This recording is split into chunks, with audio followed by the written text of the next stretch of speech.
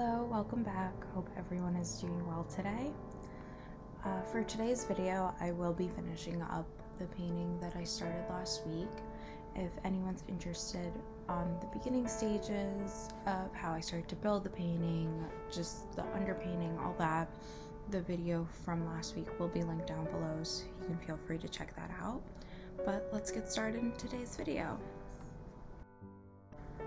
What you see me doing here is adding texture to the piece. I had the base colors down, but now I wanted to show the texture of how the grass would flow.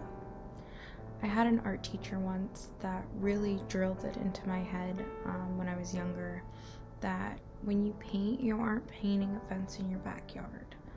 And what that really means is, or at least how I took it, that when you're painting, you want your brush strokes to be dynamic. You want your brush strokes to be different for, each object that you're trying to illustrate, because that really helps it pop out more.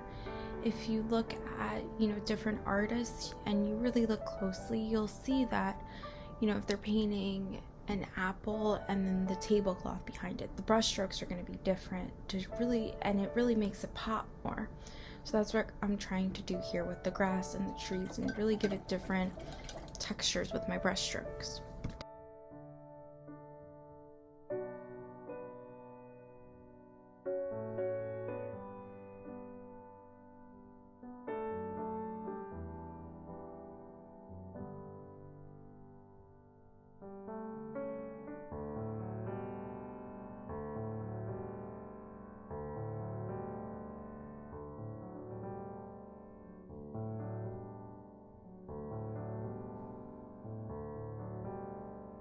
In a minute, you're going to start to see me paint the sides of the canvas.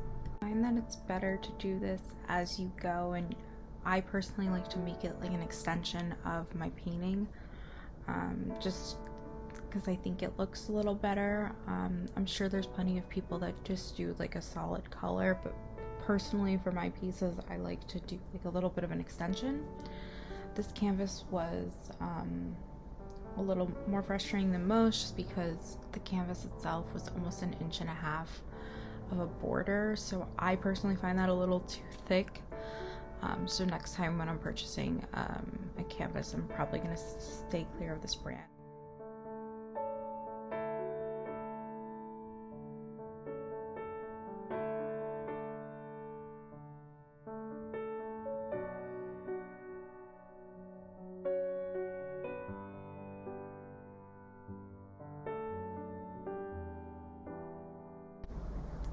I'm adding the background details that I've left out till now. I'm trying to bring everything together, and you can see that the colors are much more vibrant and finally standing out more, and the texture is much more fluid and flowing, and so I'm finally bringing the whole piece together. I also wanted to mention quickly, I don't recall if I mentioned it previously, but I wanted to touch with where I got my reference for this painting from. So I unfortunately, because it's the middle of winter where I currently live, I do not have any lush forests at my disposal that I could go and take reference photos in, which is obviously an option, but I decided to take different elements and Photoshop them together to make my own image. And it's just a little tip that if you guys are ever, you want to paint something but you don't know where to get the reference photos, or you can't find anything that you wanted to paint, you can always take different images and Photoshop them together, or use a different editing app that I'm sure there's plenty out there that are, cheaper than Photoshop, that can, mishmash a bunch of different images just to make it your own. The only thing is to be aware of is when you're mishmashing a bunch of pictures together, to be aware of the lighting and that everything kind of flows together. But that's just a little quick tip.